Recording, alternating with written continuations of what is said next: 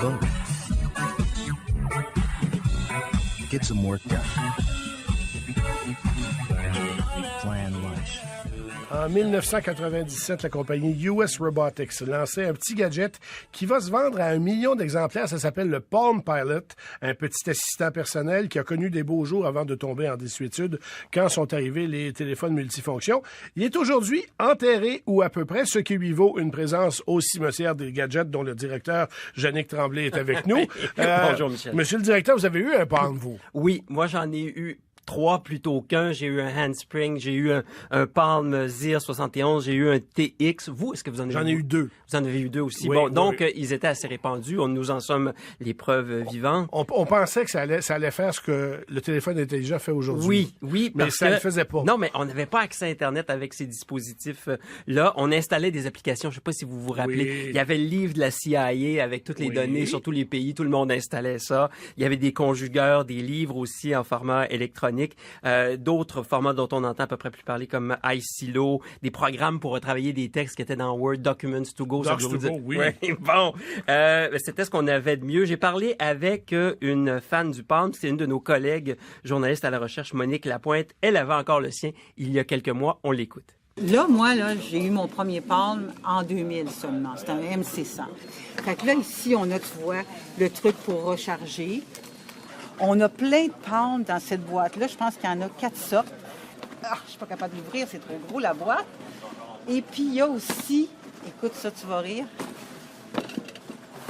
Il y a aussi tout un sac de morceaux pour réparer. Par exemple, quand l'écran lâchait, quand les piles lâchaient, quand les touches lâchaient, bien, il y avait ça. Donc, c'était une vraie merveille pour nous autres, ça. Tu vois, dans les années 90, fin 90 et même début 2000, c'était immensément pratique. Tu sais, comme moi, dans mon métier, je suis recherchiste, donc j'ai des milliers de numéros de téléphone. Quand tu avais ça sur des Cardex, ça marchait pas, c'était un paquet de troubles. Et puis, en plus, tu avais beaucoup de fonctions, tu pouvais faire des catégories. C'était très utile pour le travail. Et il fallait aussi écrire d'une façon particulière sur le Palm parce qu'il ne reconnaissait pas l'écriture naturelle. Oui, mais ça venait assez vite, que tu t'habituais à faire tes lettres. Ça, c'était vraiment pas un problème.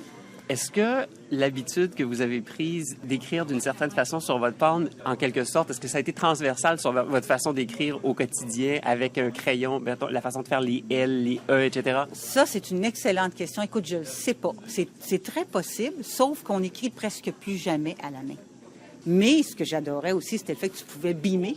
Tu sais, tu pouvais transmettre des informations à l'autre personne qui est devant toi, là. C'était vraiment ça, j'adorais ça. Donc, via infrarouge. Oui, exactement. J'ai un collègue avec qui on se faisait un plaisir de ça, on passait notre temps. C'était hyper pratique, puis en même temps, c'est un petit côté jeu. Soyons honnêtes, là. Geek aussi. Absolument. C'était vraiment, non, c'était chouette. C'était chouette, ça. Ça valait vraiment, vraiment la peine. Puis à un moment donné, tout le monde capotait parce que j'avais un Palm. Puis après ça, tout le monde capotait parce que j'étais antidiluvienne, parce que j'avais encore un Palm. Vous l'avez eu pendant combien de temps? 12-13 ans. J'ai changé parce que j'ai transféré ça dans mon iPod Touch. J'avoue que je suis pas plus malheureuse maintenant. Est-ce qu'il y a des choses qui vous manquent de ce petit assistant personnel que vous retrouvez pas, par exemple, avec votre iPod? Je pense que peut-être les catégories qui sont pas nécessairement adaptées au genre de travail qu'on fait. Mais à part ça, c'est assez semblable quand même. Mais le temps que vous l'avez eu, ça a été vraiment utile, par exemple, si je vous comprends bien. Utile? Immensément utile. Immensément utile. C'était très rapide en plus. Non, c'était vraiment... Je regrette rien. Puis un jour, les iPods puis les iPhones tomberaient tous en panne, puis on retournerait au Palm. Ce serait correct. C'est juste que là, il n'y en avait plus de nouveaux Palm, on risquait de tout perdre. Merci beaucoup, Monique. Il n'y a pas de quoi. Oui, on reconnaît bien notre collègue Monique. Mais c'est vrai qu'on pourrait encore s'arranger avec un Palm pour les fonctions de base.